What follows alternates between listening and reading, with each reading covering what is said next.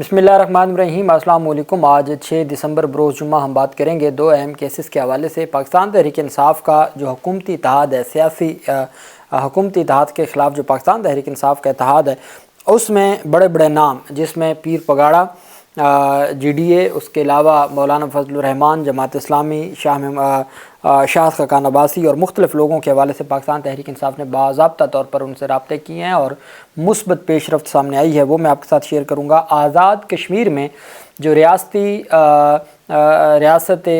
कश्मीर की हुकूमत है, उसके ख़िलाफ़ जो एहतजाज है वो शिद्दत अख्तियार कर चुका है और उस एहतजाज में जो कामयाबी मिली है अवाम कश्मीर को, उसकी तफसील भी मैं आपके साथ शेयर करूँगा। और अगर आवाम निकल आए तो वो किस तरीके से अपने हक़ लेती है, और साथ में आपको बताऊँगा कि लंदन में जो एक केस था काजी फैज़ ईसा से मुतल्लिक कि जी ईसा फ़ाइज़ की कोई गुस्ताखी हुई है या उन पर कोई मुबैना हमला, उसको गलत करार देते हुए उस तमाम तर जो इन्वेस्टिगेशन थी उसको बंद कर दिया है बरतानवी पुलिस ने कि वो मनगढ़ंत बात है, कोई हमला नहीं हुआ, एहतजाज किया गया है और जमहूरी मुल्कों में एहतजाज का हक़ होता है, और उसकी तफसील भी मैं आपके साथ शेयर करूँगा।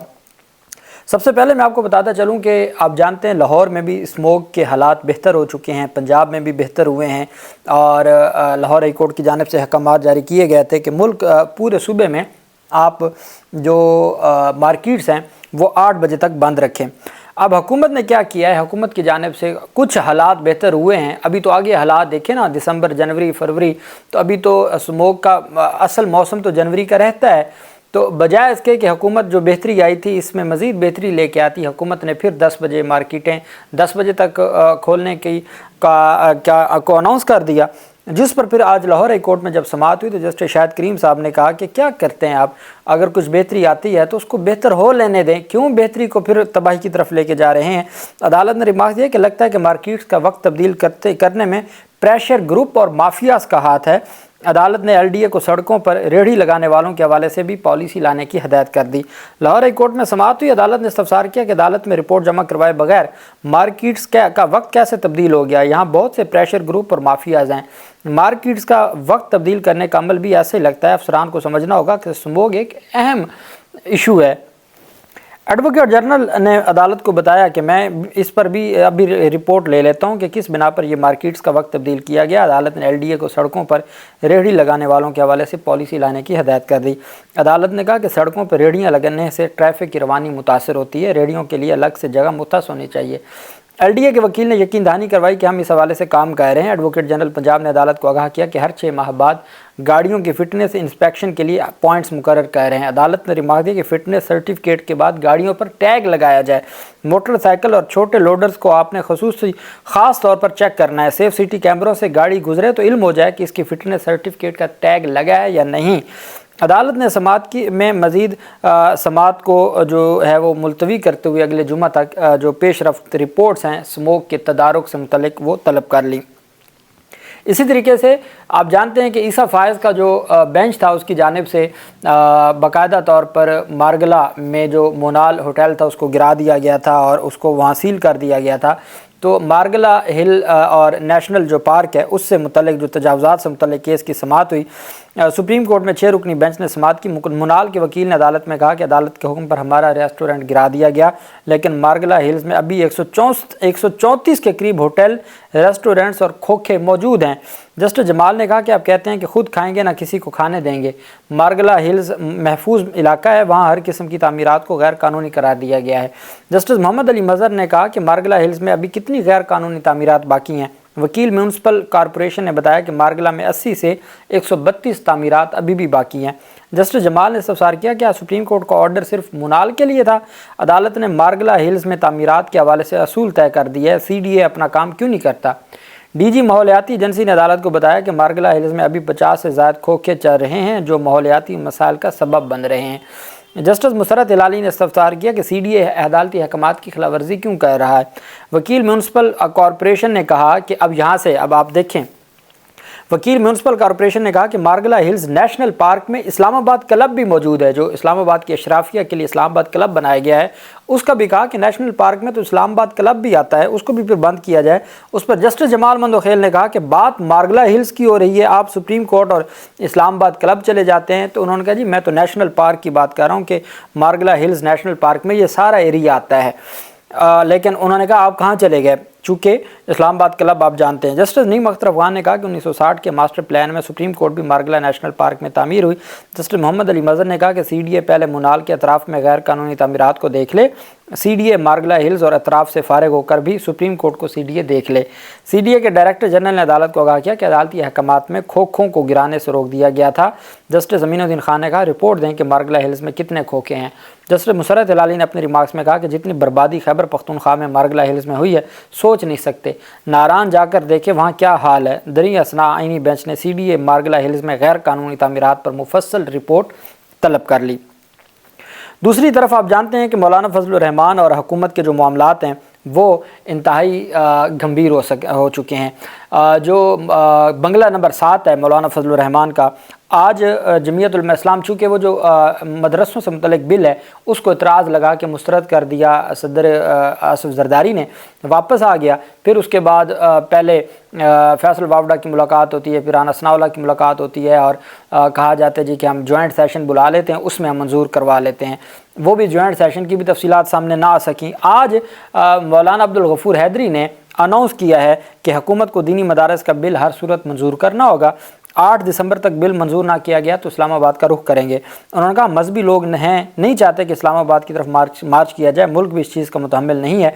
बिल मंजूर करके रोकना बदनीयती, मजहबी कुव्वतों में इश्तियाल पैदा करने और इस्लामाबाद की तरफ मार्च करने को मजबूर करने के मुतरादिफ है।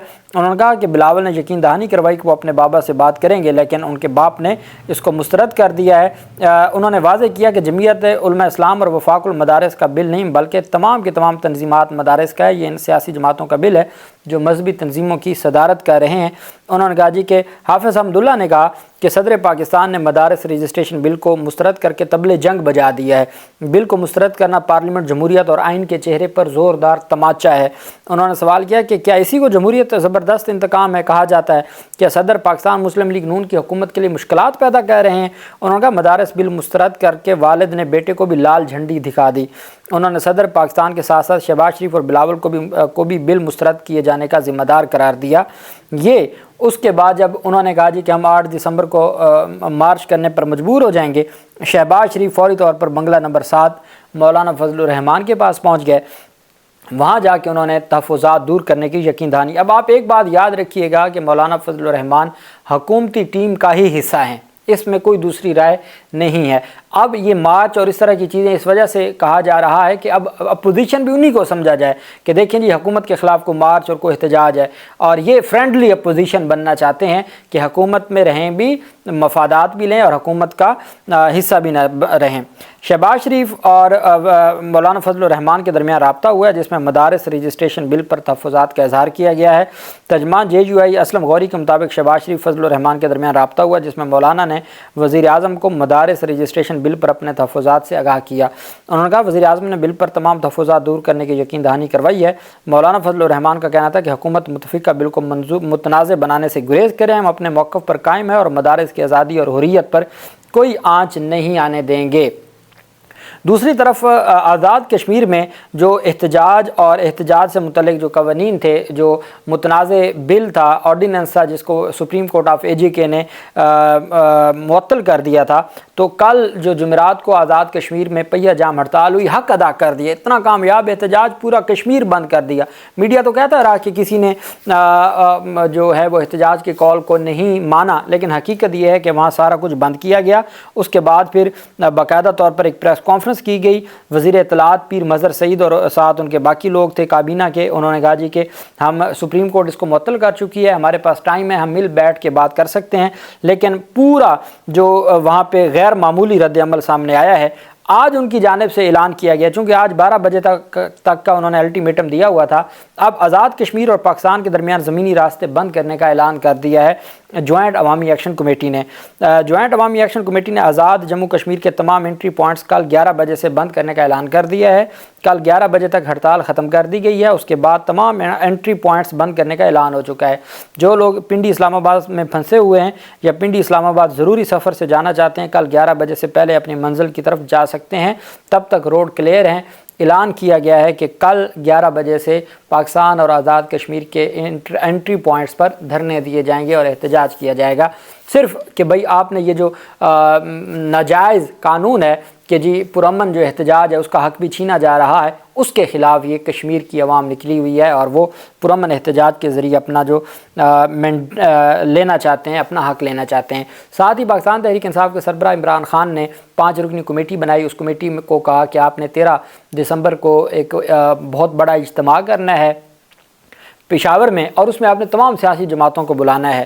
پاکستان تحریک انصاف کی کمیٹی نے، جو سیاسی کمیٹی یا مذاکراتی کمیٹی ہے، اس نے ورکنگ شروع کر دی ہے اور ان کا رابطہ شروع ہو گیا ہے فضل الرحمان سے، امیر جماعت اسلامی سے، پیر پگاڑا سے، شاہد خاقان عباسی سے، اور باقی جو اپوزیشن کی جماعتیں ہیں ان کو 13 دسمبر کے جلسے کی دعوت باقاعدہ طور پر دے دی گئی ہے، اور تمام جماعتوں کی جانب سے، پاکستان تحریک انصاف کا کہنا ہے تمام جماعتوں کی جانب سے مثبت جواب دیا گیا ہے۔ تمام جماعتیں کھڑی ہوں گی اور تمام جماعتیں اپنی جو ذمہ داری ہیں اپوزیشن میں بطور اپوزیشن کے، وہ اپنی ذمہ داریوں کے لیے انہوں نے کہا ہے کہ ہم عوام کے ساتھ ہیں۔